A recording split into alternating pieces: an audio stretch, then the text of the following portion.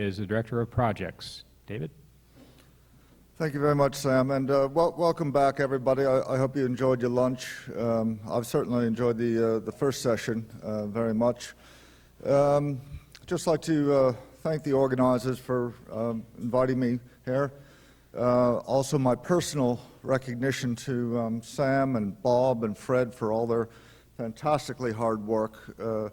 Getting this off so well, so quickly is really a tremendous feat. And I also like to thank IALA and the Danish Maritime Authority for their support in ensuring that this is a truly international event. Right, well, welcome to session 2. This is where we see how well you can push through your jet lag. Just to pick up a few points from the earlier session. There was a lot of talk about users and user needs and involving the mariners. The Nautical Institute, as I hope most of you know, has a lot of mariners as its members. And it's no easy feat. It's easy to say involve the mariners, but it's very difficult to do. First of all, there's not been a great history of involving the mariners in the past. So it's not just a question of asking them what they want, it's educating them first and then to try to get their feedback. The other thing to recognize is that particularly shipboard personnel, they're not funded to come here. I suspect that there are not many people here today who are on their holidays and self-funded to attend. We're all salaried workers. Oh, we have one. Okay, excellent. Thanks, Steve. But it's a huge ask to get somebody to come off their holiday, pay out of their own pocket to attend one of these events and to be involved in the process. So when we reach out, we really have to recognize that and be very creative in how we reach out. And I noticed that a number of presenters this morning talked about having sit-down sections and involving the mariners, and that's fantastic, but it's a huge challenge. Pilots have been very good about coming to these events and have offered a fantastic value to the development of e-navigation. But again, a lot of them do it on their own time. I don't know whether, I hope some of you recognize this magazine. It's called The Navigator. It's one of the ways that we try to reach out to mariners of all ages and ranks. The subtitle is Inspiring Professionalism in Marine Navigation. And it's got a twin objectives of trying to recognize the professionalism of navigators and the importance of that job of a navigator. But it's also a discussion that we will hold over the years on how to balance the best of the traditional techniques with the best of the modern techniques and introducing e-navigation and to get that dialogue. And there'll be a formal announcement next month, but I'm very pleased to say that we've received funding that will allow us to print and distribute 100,000 copies of this magazine in the future. And that gives us the aim of trying to get at least one copy on every Solus-class ship. So we're hoping that this, again, will be a great way of engaging the navigators and bringing that on. One of the things that Mr. Hagen raised in his presentation earlier was that one of the goals of e-navigation is to improve monitoring by coastal states. This should not be underemphasized. This is a really important role of e-navigation, particularly by the coastal states. I know many situations, possibly here in the US, where the monitoring of traffic has allowed the coastal state to alert a ship that might be standing into danger and avoid a situation. That's a very important thing. When e-navigation started up in 2006, we did some research into what was the problem that we were trying to solve. And one of the issues, we looked at 10 years of accident reports and a phenomenal amount of single-person error. And whether we like it or not, there is quite often only one person on the bridge who's making all the decisions for safe navigation and collision avoidance. And if you talk to human factors people, they'll tell you that having a second opinion increases the safety by a factor of 10. And that's very important. You know, when we have workshops through our branches all around the world, and I talk to young navigators, and I ask them, how often are you on the bridge alone making those decisions? About 95% of the time. Yet we want to have a zero tolerance to accidents. So that's something very important when we look at e-navigation. Also, increasingly, we talk about the ship and the shore communicating together. That sounds wonderful, and in many cases it is wonderful, but this is bringing in a whole new relationship between people ashore and people on ship. And we need to look at that human relationship, not just the frequency and the communication method of connecting them, but what is that human relationship? We have a lot of experience of doing this in port with VTS, but one of the things to recognize is when there's a pilot on board, that pilot is the human integrator. He can read body language of the crew. He knows the VTS personnel. Once you start expanding that, you have a very real human relationship that needs to be looked at. We've talked about training and familiarization, and it's been argued that e-navigation might not bring in new training needs. Well, certainly the ability to demonstrate the competence to plan a voyage and to execute a voyage isn't necessarily within e-navigation, and perhaps some of the harmonization that hopefully will come in with e-navigation might mitigate that a little bit. But whether e-navigation or not, the times are changing, and we've seen a lot of the technology advancements. And it was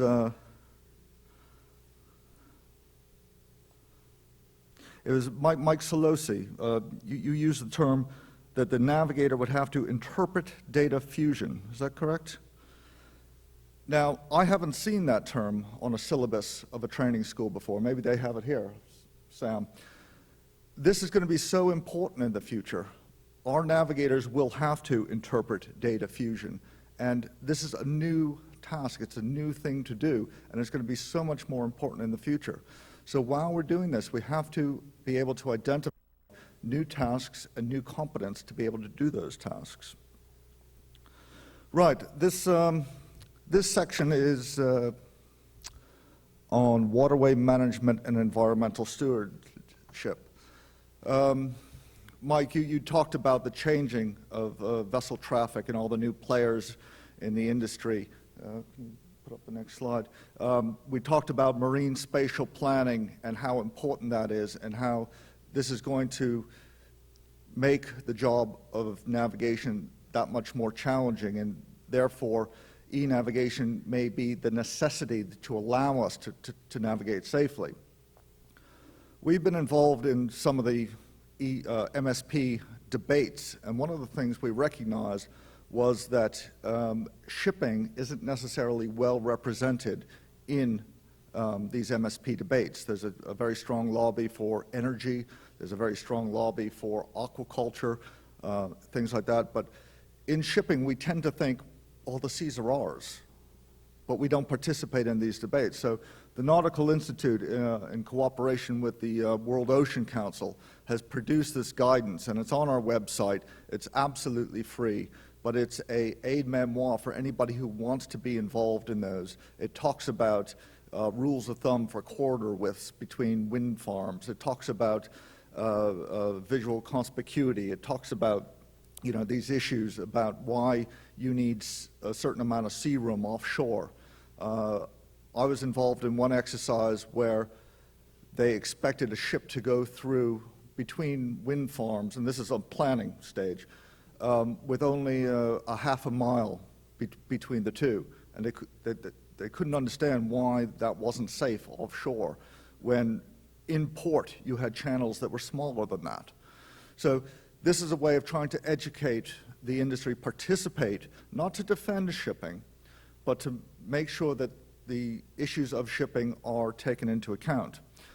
So within that, we have some very good presentations about the changes in waterway management, and I'd like to introduce our first speaker, and this is Captain Douglas Grubb from the Crescent River Pilots. And I'm sure he will show us that it is one of the most challenging regions and how technology has been able to help in that activity. So, Captain Grubbs.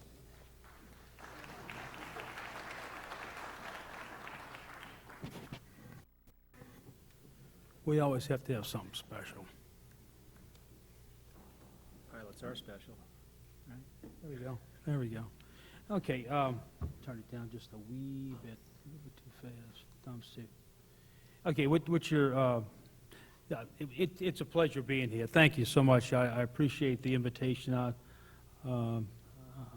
feel so close to Captain Moore, and really do appreciate him thinking about New Orleans. Again, we spent many, many hours VTS Port Needs Study, and I learned a lot from him in the night, and I guess sometimes in the 80s, I'm not even sure anymore, but it's special being with Bob Moore, and it's always great being with Mike Solosi and Lee Alexander here. They're two of my superstars. Every time something happened bad down with all the Cajuns wanting to kill me because we helped the Coast Guard, I would just point at those two and say, that's their problem, not their fault. What you're looking at here as I'm talking is, it's not a simulation, it's a AIS recording of this Raven navigation system we have. Everything, the E-chart is an S57 database, all resurveyed sometimes in 06, they finished about 07. So between the banks and Mean Low Gulf, they think the Corps, it's to the meter. And all the, let me get this survey data here. All the survey data is Corps of Engineers. Now we'll get maybe every couple of days, even sometimes every day, in the reaches down on the lower side where it shallows up a lot. We'll get daily, our surveys every 2 days. And that goes on a site, and the NOAA has all their S57 updates, the Corps has their survey updates, and that pilot, before he goes out to his ship, he can update this thing over the internet. And we talk about all these nice little buzzwords, maximizing the use of the waterway. Well, in this particular case, the difference of 1 or 2 foot of draft on a Sumac tanker or a post-Panamax bulk carrier, if that's part, and we have them here in New Orleans now, is enormous. So they can do that, and that's all as a result of the Corps of Engineers, NOAA, the Coast Guard, and that's where the Solosis came in and said, hey, we got some ideas here too. And the pilots and the port officials all got together and said, well, we can do these things as we were building an AIS-based VTS system in New Orleans. So this is the Voyage of the Seas, about 3,500, 4,000 people on board, and most of that voyage out fog. And now, if that was Northern Europe or some like the Rotterdams, that might be normal. In the U.S., it's not. Most of these ships in tows in blacked out fog go to anchor.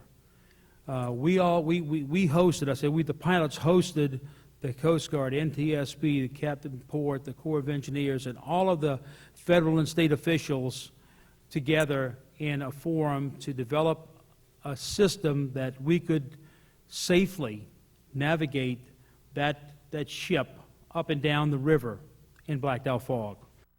They heavily depend on, it's a time issue, they have to be at the dock, and there's some variances, and if it really goes bad, we can go to anchor, but instead of having to go to anchor and stick in that passenger ship with all those people in blacked out fog amongst everything else anchored, you can transit, and we did.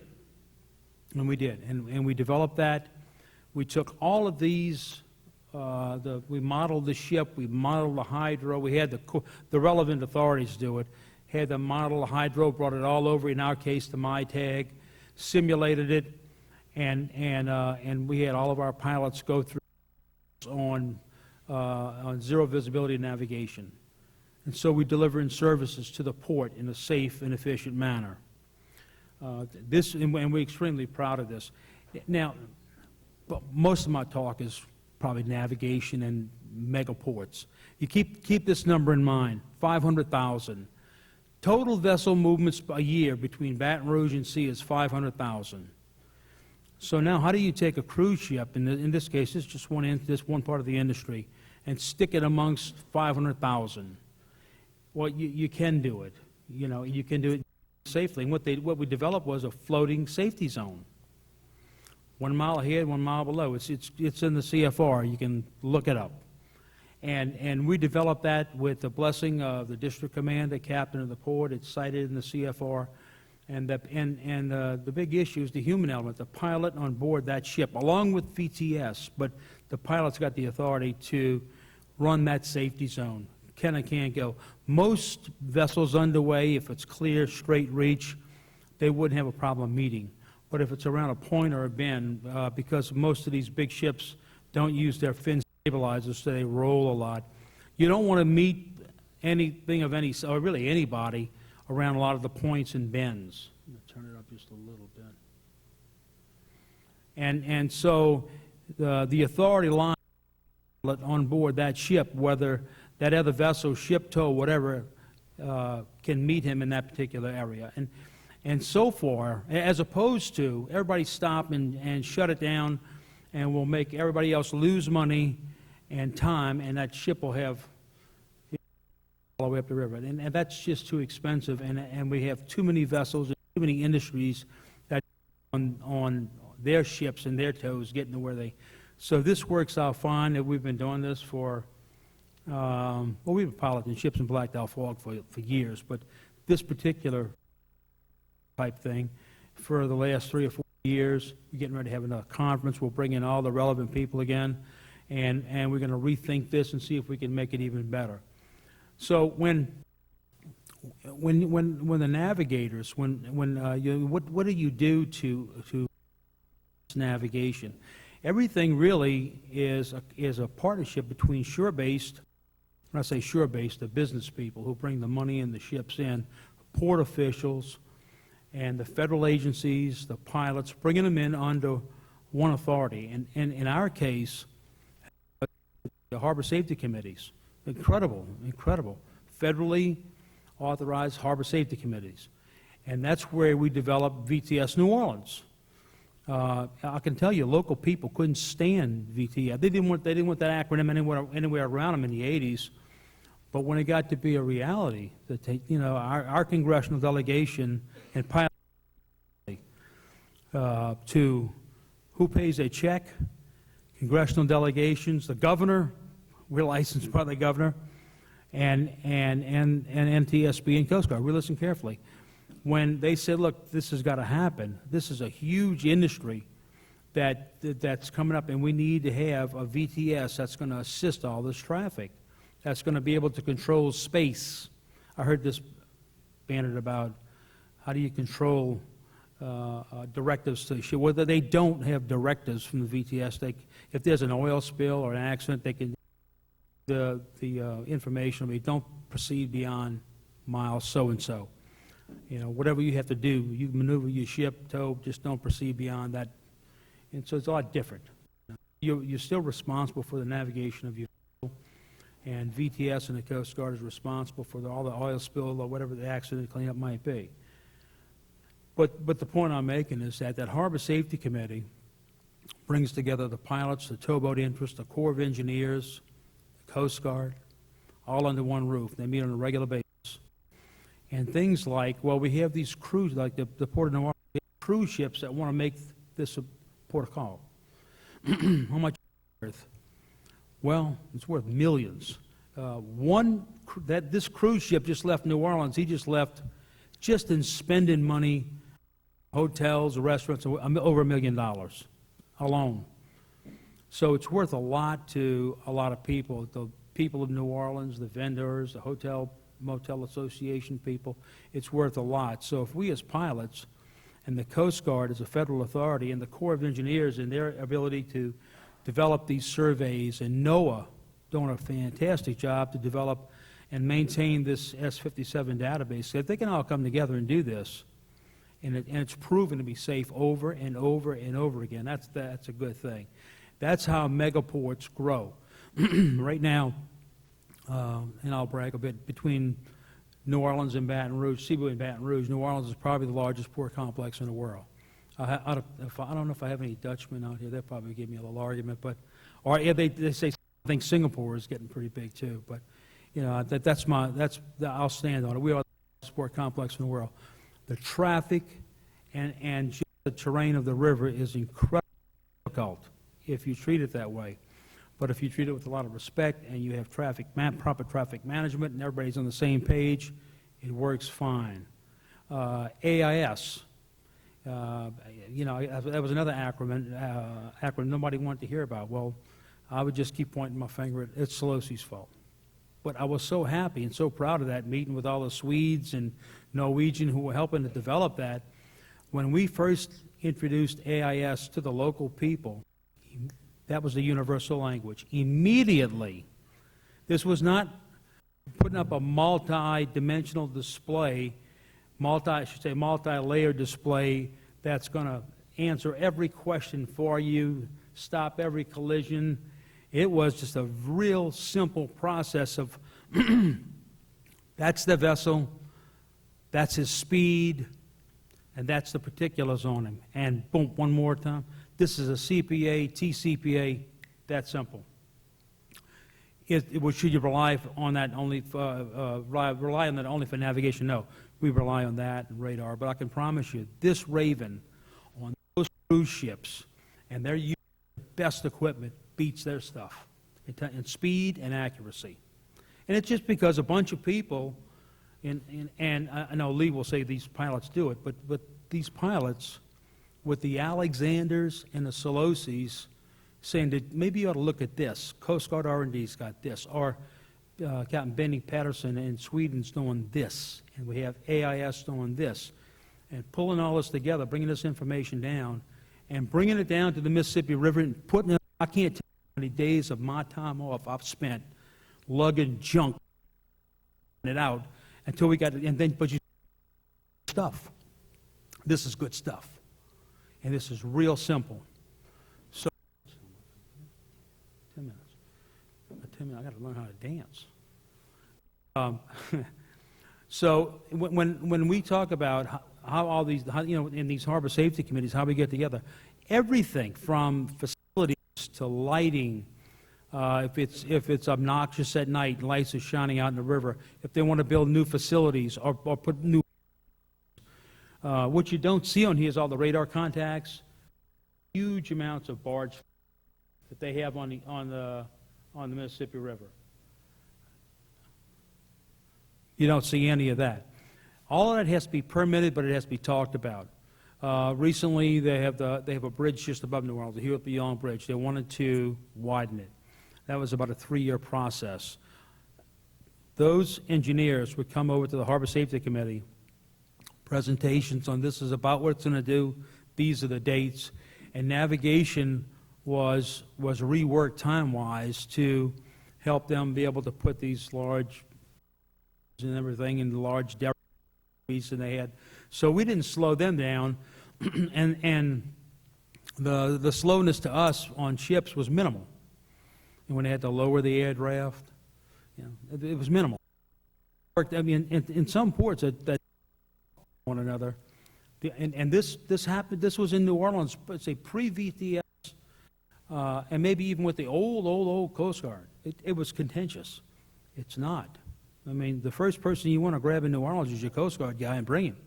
That's kind of they call it the honest broker. I said, that's Jesus Christ. Bring him over here. He can develop a consensus out of a bunch of hard-headed people who all have their own business at mind. So I would think that anybody wants to copy this. I know they have them out here on the west. They have them all over. They have New York's got a big one. They have them in San Francisco and Houston, Galveston. We do have a problem with federal funding from time to time, but that's the perfect forum for all the stakeholders to come together and for all the stakeholders to trust one another. Let me a minute. The reason why that's so much of a universal language is we have the language barriers. Of course, we have English, it's so-so. We have Cajun French, and even the Canadians can't understand us. I'm Cajun. The only thing I can remember in Cajun French is curse words. We have Vietnamese that are really challenged English-wise. And we'll have all sorts of people coming in on offshore supply that have these strange East Coast accents, and we can't understand a damn thing they're saying. But AIS, it's just a universal language. I'm looking at this. This is that vessel. This is how fast he's going. This is his location. I know that people talk about costs. It's expensive, but it's well worth it. This will put years on your life pilot. You can see everything. I know a lot of people can afford this. A lot of their companies can't. But what they can afford is what NOAA has right now with their ENCs, to be able to put that on some type, run their AIS across. Most people, I talk to little Cajuns all the time who calls me by my ship's name now. It's on there.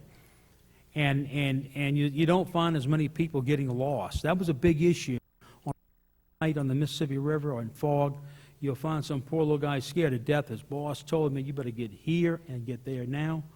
And he's running this little small bunker tow down a river, and he's lost. And you have to correct him. Well, no, you're not in mile 14. You're at mile 44. So this is where you're at.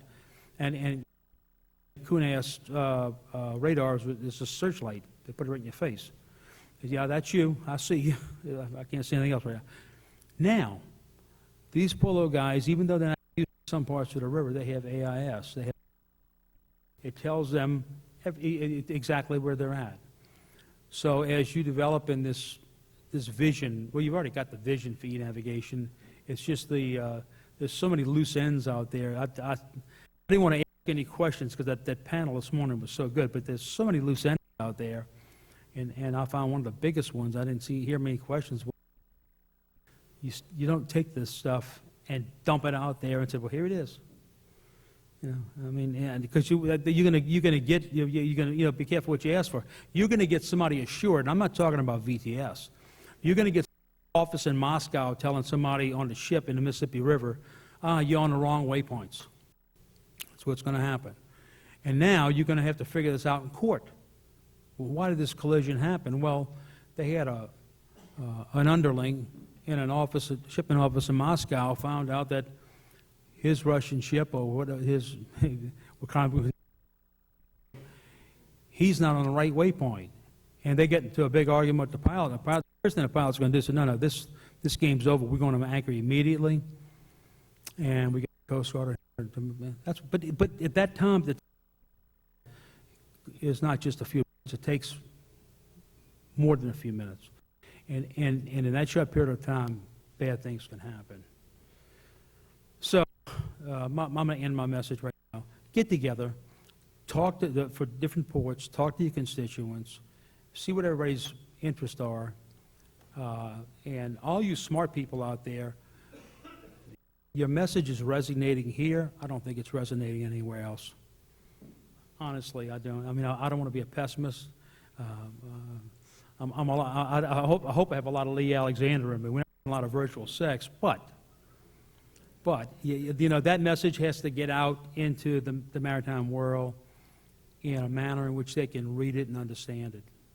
They understand gap analysis, but theirs is very informal. This is what we got. Where do we have to go? That simple. Spreadsheets, only their paychecks. So with that, if there's any questions later, I'd be happy to answer you. But this little piece of equipment here is worth its weight in gold. And that's from a guy, I hate to tell you, I've been there, done that. I'm a really, really good pilot. And I can tell you that I would have never imagined in my 40 years that I would see something like this, because that's all we saw was a radar. You gave us radar-assisted collisions. You gave us ARPAs. You had ARPA-assisted collisions. You think you gave us active. Jesus, when's it going to be here? I mean, I hope Lee lives that long. Yeah. Thank you all very much. I appreciate your attention. Thank you.